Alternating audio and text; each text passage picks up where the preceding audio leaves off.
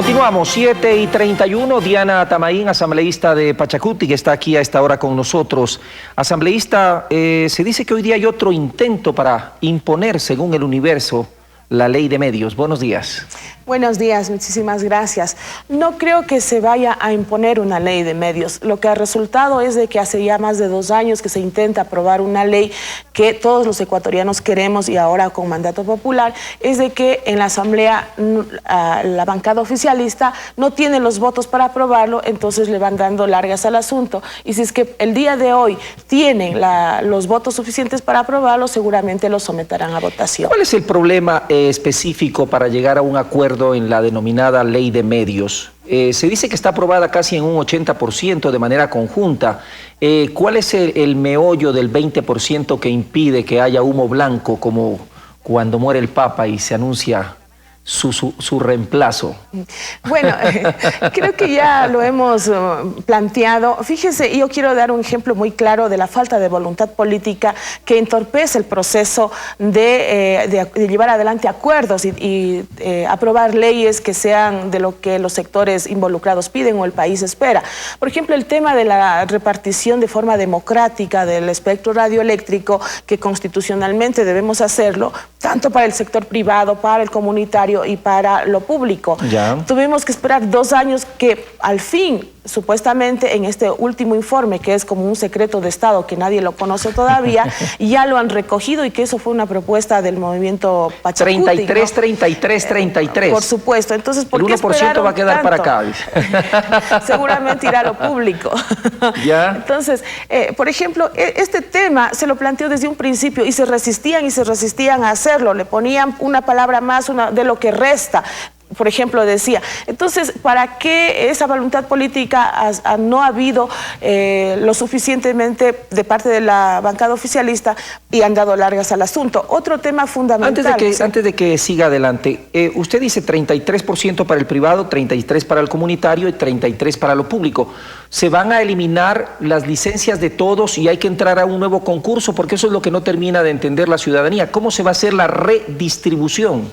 Yo creo que hay procesos claros y transparentes con el que se ha actuado para dar las concesiones o los permisos que deben tener los medios de comunicación.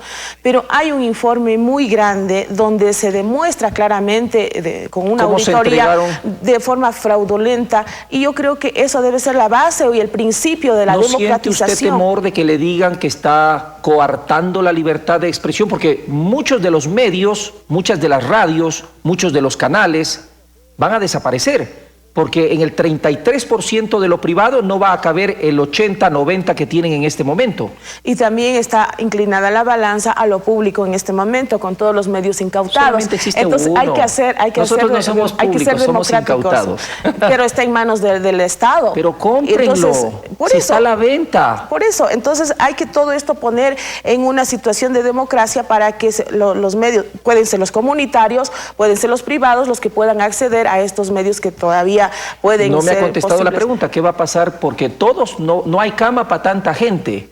En el ámbito privado, las radios y canales de televisión, en su 90, 80%, casi decir 95%, son privados. Hay que poner 95 en 33, ¿cómo se va a hacer eso? Muy fácil. Guiémonos en la auditoría donde nos dicen de forma muy clara y precisa de que la gran mayoría de ellos fueron dados de forma fraudulenta, con trampas y sin cumplir con los procesos que manda la ley y la Constitución.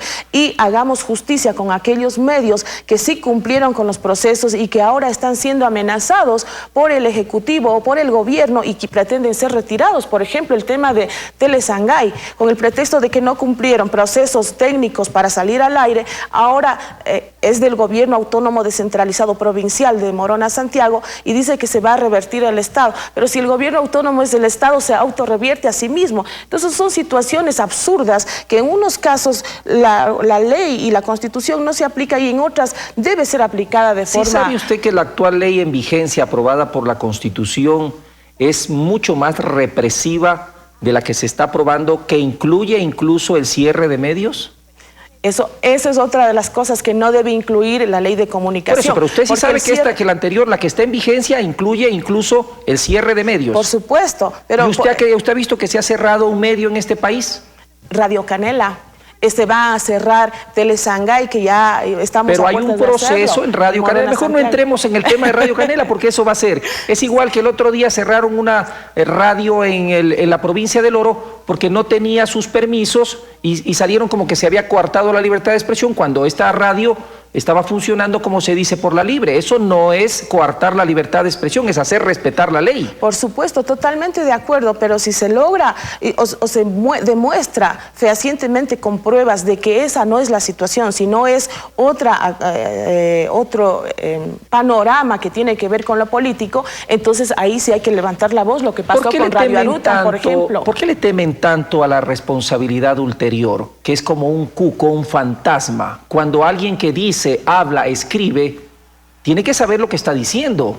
Nadie le está diciendo que haya censura antes de que ingrese a la prensa, como se dice, sino que lo que esté diciendo, lo que habla o lo que escribe, tenga sustento para que después no se constituya en una difamación. No creo que sea temor de algún sector de que se le...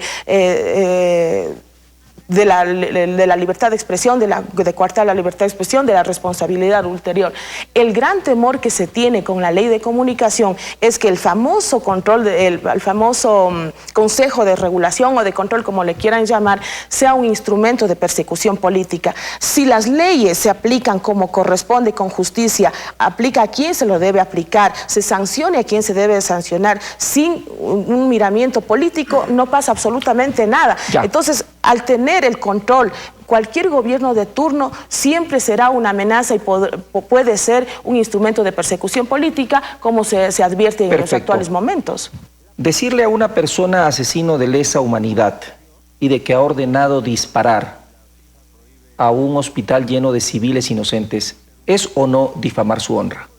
Muchos criterios que se dicen, muchas... ¿Sí o no? Estas como otras. Le estoy preguntando directamente. Por eso le estoy contestando. ¿Sí o no? Sí.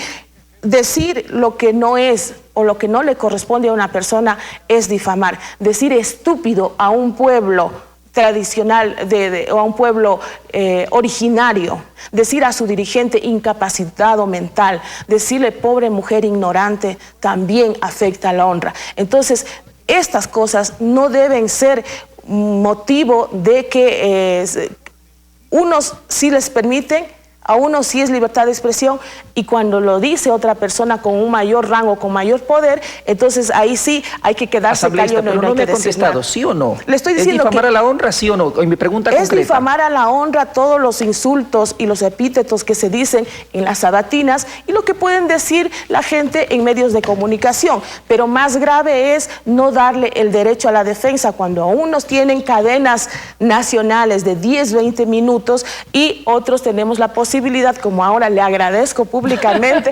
ojalá sea más seguida la invitación que me haga. La última vez que se la invitó, usted declinó por una razón que no supe. Estaba en provincia la semana anterior, pero por fue eso, una para que vea que le invitamos. Entonces, y reiteramos la invitación ahora. Muchas gracias. Gracias. Diana Tamay, asambleísta de Pachacuti. Renata tiene más información en Guayaquil. No me... Valente es un tipazo.